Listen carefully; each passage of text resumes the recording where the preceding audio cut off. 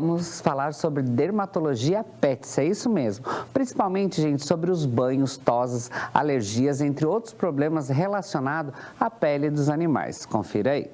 O assunto do nosso bate-papo dessa tarde vai ser sobre os cuidados com os pets, principalmente com relação à dermatologia, alergias, enfim. E quem vai explicar pra gente é a médica veterinária Priscila, lá da Vida Pets. Tudo bem? Boa tarde. Tudo bom? Boa tarde. E o Peter, gente, já tá aqui no comecinho da entrevista querendo já dar uma fugida aqui no estúdio, né? Querendo conhecer mais, né, Peter? E eu quero que você explique pra gente, então, quais cuidados devemos ter ao adquirir um animal de estimação. Tá. Essa questão é um pouquinho complicada, né? Porque assim, dependendo do caso, é adotado, a gente não tem como saber quem são os pais, enfim. Mas, de preferência, se a gente conseguir saber quem são os pais, para não, né, se tiver alguma sarna, alguma coisa, não vir junto com o filhote, que algumas sarnas, infelizmente, pegam de mãe para filhotinho, né? É legal a gente ter esse conhecimento para saber quem são os pais, né? Então, a pessoa que adquire um animal, ela tem que saber sobre os cuidados, sobre os banhos, vacinas, o local que esse animal fica, se vai ficar dentro de casa, se vai ficar fora de casa. Então, tem todo um cuidado e não é por pouco tempo, né? Então, assim, é um cuidado prolongado, então, que a gente tem que realmente saber o que a gente vai fazer nesse animal, né? Quais os cuidados, se vai tosar, se não vai tosar, se pode, se não pode, né? É bastante detalhes, assim, mas é interessante a gente saber. E Priscila, como você comentou, é por bastante tempo. Então, quando chega, às vezes, o filhotinho, quando adquire, enfim, por adoção ou quando você compra, é bonitinho, pequenininho, mas tem que saber, vai crescer, depois vai tornar adulto, vai se tornar idoso também. Precisa de uma série de cuidados ao longo da vida, Exatamente. Né? Então, assim, o pessoal pega bem pequenininho e fala, ai, que lindinho, eu vou levar para casa, moro no apartamento. Aí cresce um cachorrão lá e não tem local. Aí acaba abandonando ou tendo que doar para alguém. Então, assim, a pessoa realmente, quando ela quer um animal, ela tem que saber sobre os cuidados, o que esse animal pode ficar maior do que ela esperava. Então, assim, tem que realmente estar consciente que esse animal é para a vida toda, é um membro da família, né? E eu quero que você fale pra gente com frequência dos banhos. Como que eu posso dar no meu animal? É uma vez por semana? Como é que é? Tudo depende da raça e da pelagem do cachorro, do animal, né? Tem algumas raças, sim, que a gente precisa dar banhos semanais, que é o correto, né? Então, animais de pelinho curto, animais que possuem dermatite atópica, né? Os maiores cuidados aí. Gente, ele foi dar uma voltinha e já voltou pra cá. E Priscila, com relação às doenças de pele que pode ser transmitida para humanos, quais que são? Esse assunto é bem interessante porque o pessoal tem o costume de ver um animal, às vezes, sem pelo e não saber o que é, já descartar, deixar na rua, não quer encostar, vai pegar a sarna em mim, enfim. É muito raro isso acontecer, né? A gente não pode descartar totalmente, né? Mas existe, sim, alguns tipos de sarninha, alguns tipos de fungo, principalmente o fungo é o que mais a gente vê acometendo os humanos, né? Nós, então, enfim, o animal tem, o gatinho, o cachorrinho tem fungo na pele, a gente não sabe ou não viu porque o pelo acaba escondendo isso, né? Essa falha desse funguinho, então pode sim ocorrer nós pegar, né? Então tem que tomar um certo cuidado, então o que a gente sempre busca, né? O tutor tem um animalzinho em casa, fica avaliando a pele para ver se está tudo ok, se existe alguma falha. E até quando perceber alguma coisa diferente, já é normal levar ao médico veterinário, a uma clínica especializada para fazer o diagnóstico correto também, Sim, né? Exatamente. Então a gente analisa, assim, a gente fala de focinho a rabo, né? Então a gente analisa realmente todo o animal, né? A gente quer saber como é que tá a pele, como é que tá o pelo, se tem cheiro, que muitas vezes o tutor não sabe, ele também não é obrigado a saber isso, né? Então a gente analisa tudo e se tem alguma coisa de alterado, a gente, né, conversa, vê como que a gente vai tratar, enfim. E sobre a orelha, doutora, como que deve ser feita essa limpeza do animal ali com a orelha, que precisa ter bastante cuidado, né? A orelha em si, ela é parte da pele, então, né? Então, a gente tem que realmente ter um cuidado ali na questão do limpar, né? Não há necessidade de limpar todos os dias, porque a nossa pele, ela tem bactérias que é necessário para o nosso organismo, para a nossa proteção, enfim, né? Porém, no ouvidinho ela tem essas bactérias também boas, que a gente chama, que ajuda a gente aí, mas não pode ficar limpando sempre, então retirando. Então, uma vez por semana, a limpeza com um produto adequado é o necessário, não precisa mais. E a gente pode falar que é correto retirar os pelos de dentro do ouvido ou não? Não, é erradíssimo, tá? O pessoal acha que tá atrapalhando, não tá escutando direito, ou vou tirar para ficar limpo, mas não, isso é proteção do ouvido, então realmente precisa ter o pelinho ali dentro do ouvido, né? Então, uma vez que a gente estimula arrancar, a gente está arrancando pelo, então a gente está inflamando a pele. Então tá errado, tá? Não pode arrancar. Se o animal tem excesso de pelo no ouvido, o que a gente faz é cortar e tirar o excesso. E sempre procurar especializado, ver certinho para não fazer em casa, né, doutora? Pode mandar lá pra gente, levar pra gente que a gente ajuda, a gente auxilia, a gente mostra como é que faz, né? Não passar cotonete. Então, assim, o ouvido dos animais é diferente dos nossos, né? Então, ele faz um formato de L. Então não há risco de machucar, porém se você utilizar um cotonete ou um objeto mais pontudo, né, corre esse risco realmente, né? Então o animal não vai gostar, vai querer morder, então existe uma forma correta, né? Então, com cuidado a gente faz dar certo. E Priscila, com relação à troca do pelo, com que frequência que existe essa troca? Como que é feito também? Depende de cada raça, né? Depende da raça, depende do alimento, depende dos banhos. Então, existem vários fatores, né, que contribuem ali na troca da pelagem. Porém, assim, a gente consegue visualizar mais, principalmente na nossa região, né, duas estações, né? Começo ali do inverno, que dá aquele invernão rigoroso, né? Que começa a troca de pelo, né?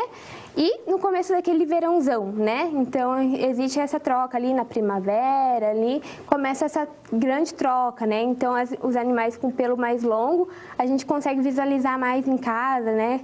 Enfim, mas assim, não pode ter falhas, tá? Essa troca de pelo não pode ter falhas. Uma vez que ela tem falhas, tá acontecendo alguma coisa, né? Então, alguma coisa não tá legal aí, tem que verificar o que tá acontecendo.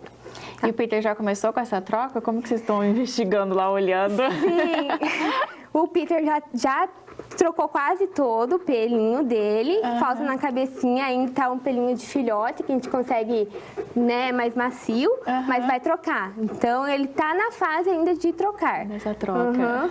E com relação, a gente pode falar que tem algumas raças que não precisa fazer a tosa também, né? Então, tem algumas raças que realmente não pode ser tosado, né?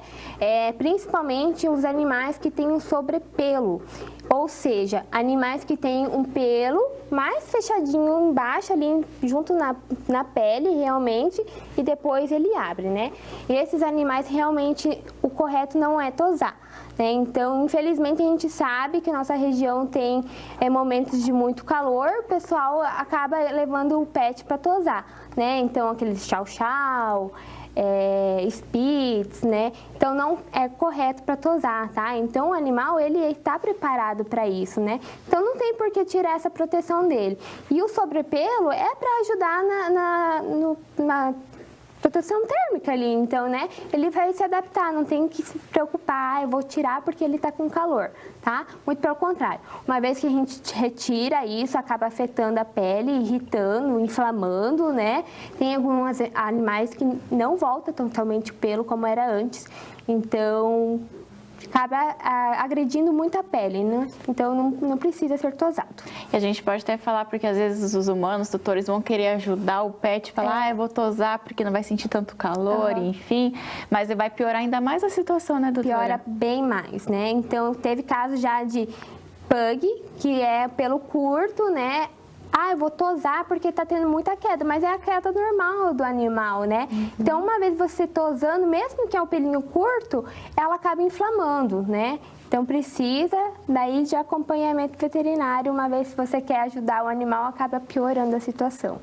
E a gente pode falar assim, que como que a gente pode reconhecer que o animal está com alguma doença dermatológica, assim, existem alguns sinais que os tutores podem ficar em alerta? Sim, principalmente coceira, que, né, o tutor chega para nós, olha, meu animal realmente está se coçando muito, ou as falhas no pelo, né? Que nem a gente comentou, existe a troca, porém não pode ter falhas. Então, uma vez que o animal se lambe muito, numa certa região, tem as trocas de pelo ali, ficam buracos, né? Realmente a gente tem que procurar ajuda, tá? É o correto, a gente analisar, ver o que está acontecendo. E Priscila, a gente pode falar que quando os cães assim estão se lambendo bastante as patas, é um sinal também de alguma alergia, alguma doença dermatológica também? Sim, os cães demonstram muito a irritação ali nas patas, né? Então, uma vez que o animal tem uma dermatite atópica, por exemplo, o recomendado não é fazer aquelas tosas de poldo, que é mais baixinha, né? Os tutores reclamam porque suja, molha, né? Tá tempo de chuva, ele vai fazer xixizinho, enfim, na graminha, acaba voltando para dentro cheio de marquinhas, né? Mas assim, não é o correto, tá? Então precisa ter um cuidado. Os animais que se lambem muitas patas, né?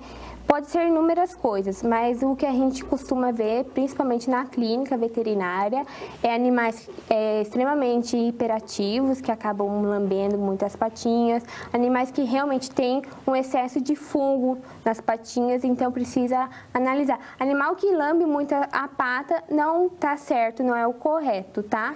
Então eles lambem de vez em quando, assim, comum, né? Mas não excessivamente. E a gente pode falar assim, como que a gente pode tomar algumas medidas para combater as pulgas e se elas são prejudiciais mesmo aos pets? Sim, as pulgas, infelizmente, é rotina, a gente vê, né? Principalmente na nossa região, que tem aquelas épocas mais quentes, que elas acabam se proliferando muito rápido, né? Acaba passando pro outro pet no parque, tá passeando no portão, acaba pegando aí, tá? Elas causam verminoses, então alguns parasitas intestinais acaba causando, que o pessoal às vezes desconhece, né? Acha que só se alimenta do sangue, ele não vai causar nenhuma doença. Causa doença sim, causa anemia, né?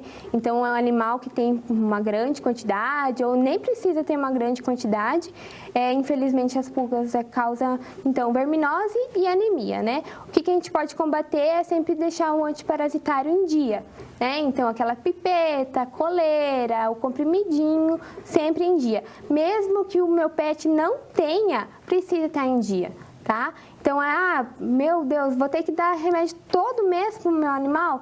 Sim, vai ter que dar todo mês para o seu animal, para ele não pegar a pulga. E se porventura, né, dependendo do medicamento, lógico, picar, né, ela acaba morrendo e caindo, então não tem preocupação. E sobre os carrapatos, como que a gente pode falar assim, eles trazem alguma complicação para os pets, até a forma de prevenção também? É quase a mesma coisa que a pulga, né? Então, os carrapatos realmente têm algumas doenças bem graves, principalmente nos cães, né? Então, assim, alguns animais que não são tratados ou que são tratados tardios, né? Eles acabam, querendo ou não, tem uma chance de vir a óbito. É ruim a gente falar isso, mas existe, tá? É uma anemia muito severa aí que acaba prejudicando o animal. A gente precisa fazer uma transfusão de sangue, é muito tempo de internamento. Então, é melhor você dar uma medicação para combater isso todo mês do que você ter que se preocupar isso futuramente, né? Ou até mesmo perder um animalzinho, né? Então, por falta de descuido nosso. Então, realmente, eles são insetos, parasitas aí ruins. E a gente sempre fala, né, doutora, então a prevenção, para você, tutor, tomar cuidado, colocar os remédios em dia, Sim. vacinação em dia, sempre cuidar para trazer qualidade de vida para o seu pet, Exatamente, para não acontecer de adoecer e às vezes não ter a oportunidade de tratar, né? Então, nem sempre o veterinário consegue tratar aí, às vezes depende do organismo de cada animalzinho, é diferente, né? O metabolismo de cada medicação, então nem sempre a gente consegue, infelizmente, né? E a gente pode falar, doutora, que no caso, se o pet perde muito pelo. O que deve ser feito? Até o que é isso? Não é, por exemplo, assim, aquela troca que você falou antes pra gente, que é comum, aí comecinho de estação de inverno ou na primavera, mas que a pessoa, assim, o tutor tá percebendo, nossa, tá caindo muito pelo. O que pode ser isso? Então, tem vários fatores, né? Principalmente alimentação. Então, uma alimentação de boa qualidade não tem por que um animal ficar perdendo pelo, né? Então, o tutor dando uma alimentação de boa qualidade, dando os banhos regularmente, aqueles animais que têm aquele pelo longo, escovando, porque logicamente você vai visualizar mais em casa se você não escovar, né? Então, tirar o excesso de pelos mortos, né? Alguns suplementos vitamínicos que a gente pode fornecer para o pelo, para a pele, para as unhas, para o ouvidinho, né? Para proteger, então, aquele famoso ômega. Então, é um suplemento que acaba ajudando aí até na imunidade do animal, né? Então, tem algumas coisas que a gente consegue ajudar nessa questão. Então, Priscila, eu quero te agradecer por essas dicas, contar um pouquinho mais pra gente dos cuidados que devemos ter aí com os pets, as alergias, pulgas, carrapato, que é uma coisa assim que incomoda bastante os tutores. Incomoda bastante e infelizmente tem bastante, né? Então... E o Peter, gente, agora no final se acomodou aqui, ó, bonito. Tá cansado. Descansou, né? Agora. Eu quero que você faça o convite, se as pessoas ficarem um pouquinho de dúvida, ir lá na clínica também, fazer uma visita para vocês. Claro, Então, pessoal, a gente espera a visita de vocês, qualquer informação que queiram esclarecer, né? Ficou com alguma dúvida, só mandar lá no nosso WhatsApp, dar uma ligadinha, acessar o nosso Instagram, que é Vida Pets Toledo, e a gente está aí disponível para vocês. Priscila, obrigada novamente por essas dicas.